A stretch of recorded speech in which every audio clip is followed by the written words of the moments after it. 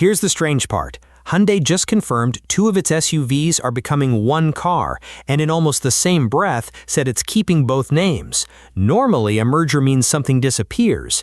This time, the engineering merges and the identity doesn't. One body, two passports. And the reason that matters to you is that one of those passports belongs to the next Kona, the SUV headed for American driveways, and it's now built on the same bones as a car most of this audience has never seen in person. That other car is the Creta. It has never been sold in the United States. Full stop. Don't go looking for one at your local dealer. You'll waste an afternoon. It's Hyundai's biggest seller in India and a heavyweight across Southeast Asia, which means most of this audience has spent 0 minutes thinking about it before today.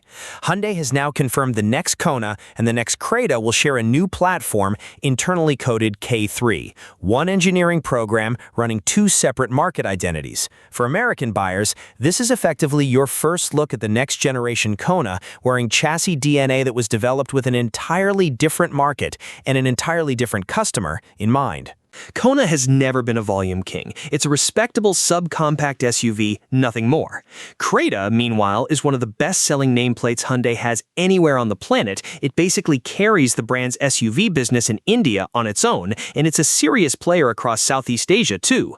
Pairing a modest seller with a bestseller on one platform is just cost math. Split the tooling, the crash testing, and the R&D bill across two nameplates instead of funding two separate cars from a blank sheet. Every automaker is doing some version of this right now. It's how a company survives when margins are thin and every new platform costs billions before a single unit ships. That part is boring and sensible. What's actually interesting is what Hyundai chose not to do. It didn't retire either name to make the story cleaner, and it didn't pick a winner. On paper, the new platform grows the car to somewhere between 4.43 and 4.45 meters, up from the current Kona's 4.35, enough to push it out of strict subcompact territory and lean into compact SUV space without officially graduating into it. The design drops Kona's rounded pixel lamp look for something boxier, reportedly borrowing cues from Hyundai's Creta concept. The split headlight signature survives, just smaller and meaner looking than before.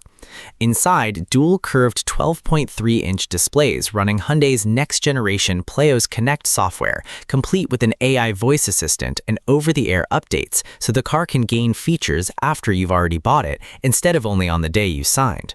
The gear selector moves off the center console entirely and onto a stalk on the steering column, which sounds like a gimmick until you realize what it actually does is hand back an entire storage cubby that used to be occupied by a gear lever, which is the closest thing to a free upgrade in this entire story. Powertrain-wise, a 1.6-liter hybrid rated at 154 horsepower with an electronic all-wheel drive version bumped to 178, numbers that read more like a hot hatch spec sheet than an urban grocery getter. A few outlets are also floating a naturally aspirated 2.0-liter, a turbocharged 1.6, even a fully electric version. None of that is confirmed by Hyundai yet. Treat it as a well-sourced rumor, not a spec sheet. Here's where the passport joke stops being a joke.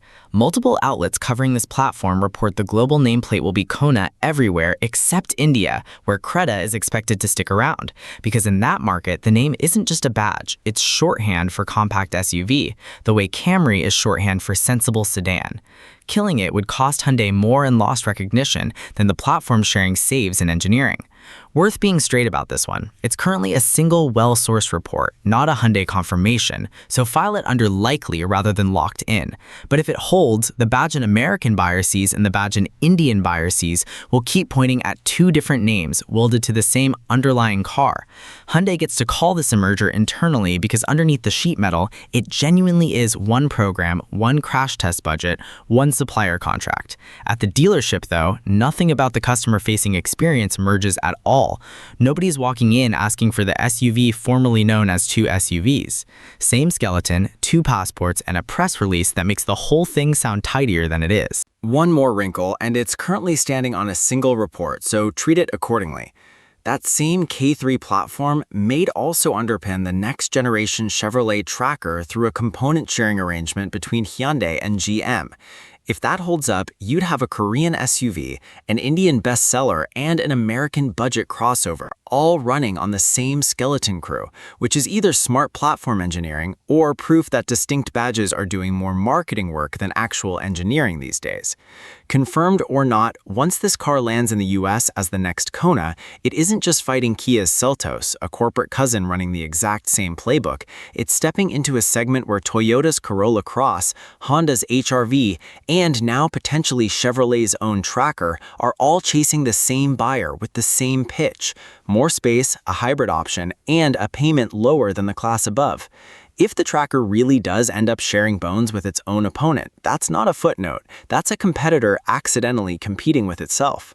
So is this a merger or really efficient badge engineering wearing a press release? Structurally, it's the second one, and honestly, that's exactly what a company managing margins should be doing. Nobody buying a Kona in Ohio is cross-shopping a Creta in Mumbai, so the badge confusing this creates is theoretical at best, a comment section argument rather than a showroom problem. What isn't theoretical is what it says about where Hyundai is willing to spend money and where it isn't.